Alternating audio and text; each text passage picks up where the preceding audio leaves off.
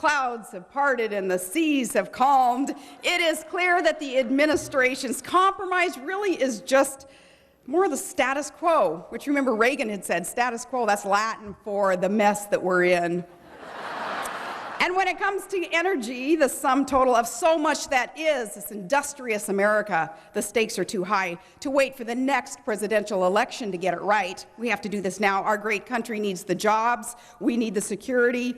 We deserve the security, and we rely on these domestic sources that production here will provide now. And that's why Republicans need to hit the road in 2010 and tell Americans, show Americans what a real all-of-the-above energy policy looks like. A GOP plan, it does put all the options on the table, because relying on foreign regimes to meet our energy needs makes us less secure. It makes us more beholden to these countries, and it costs us hundreds of billions of dollars, hundreds of billions of your U.S. dollars circulating in these foreign countries every year.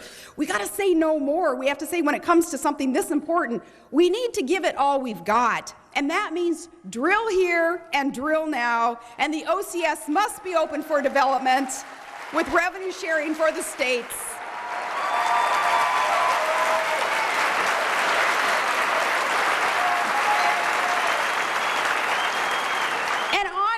It's time to stop ignoring the obvious, the best options that we have, and that includes ANWR and NPRA in my home state. And believe me, the people in Alaska want to see that drilling. We know we can do right. And I love the way Ann Coulter had put it. She explained that, well, for one, our caribou herds up there, they're doing fine. They're breeding, they're thriving, they're migrating. The caribou are fine. But Ann Coulter had said, hey, we're in a time of war. Even if a caribou isn't doing fine, Mr. Caribou, you may have to take one for the team. No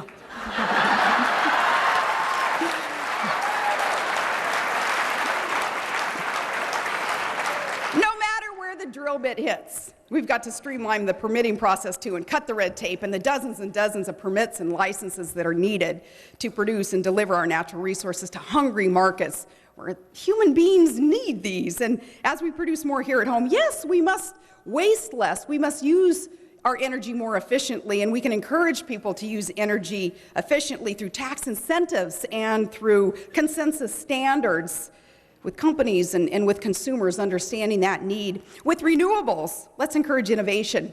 Washington shouldn't be in the business of picking winners and losers in anything, but they should not be in the business of picking winners and losers in this energy debate.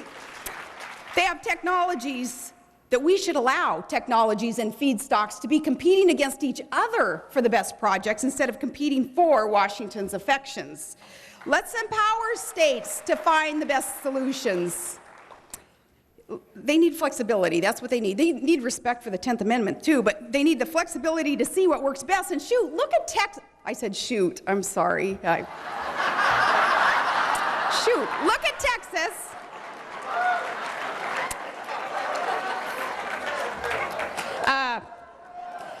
That approach in Texas is already paying off. Can you believe the Lone Star State is home now to the world's largest wind farm, the largest producer of wind energy? They're doing it right in Texas.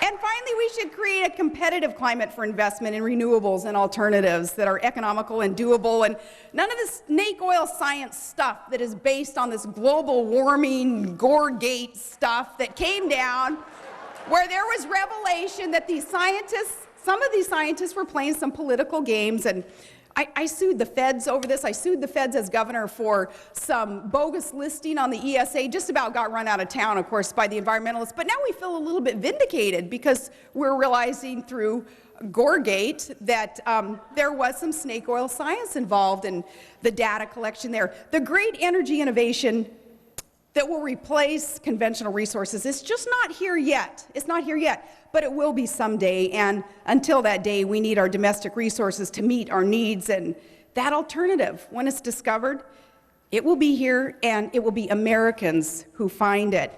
Americans will invent this next source, because we invented the modern oil well. We invented the telephone. We invented the airplane and the personal computer. We put a man on the moon. We invented the internet, unless that was just another Gore-gate thing too. But it is American ingenuity that made this country the envy of the world. We have the ingenuity, and it will be Americans pioneering a new era in energy. We have the resources, we have the ingenuity, we have the best workers in the world. Now all we need is the political will. So, in other words, there's nothing stopping us from achieving energy independence that a good old-fashioned election can't fix.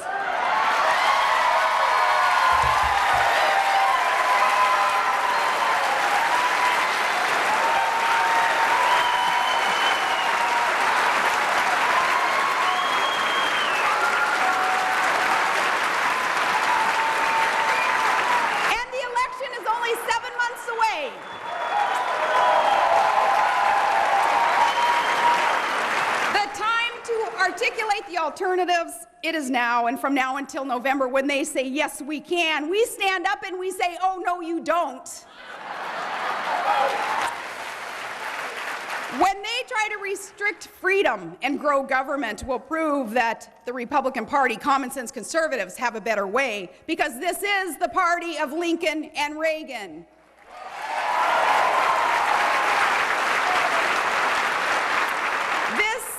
This is the party that put an end to slavery.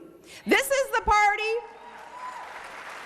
that declared that it is morning in America again, and this is the party that led us to victory in the Cold War with the firm directive, we win, you lose.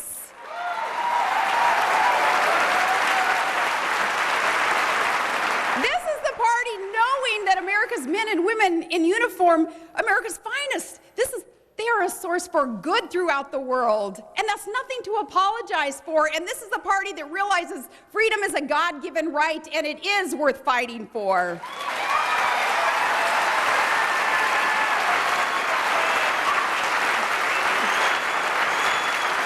This is the party that stands for competition and equality and responsibility and respect for life and liberty.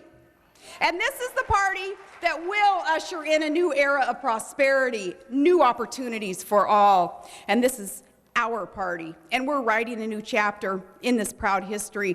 It starts with us, and it can start today. And I say we just stand together, and we take our country back. And I say thank you so much for being part of the solution, friends. God bless you. God bless the United States of America. Thank you, guys.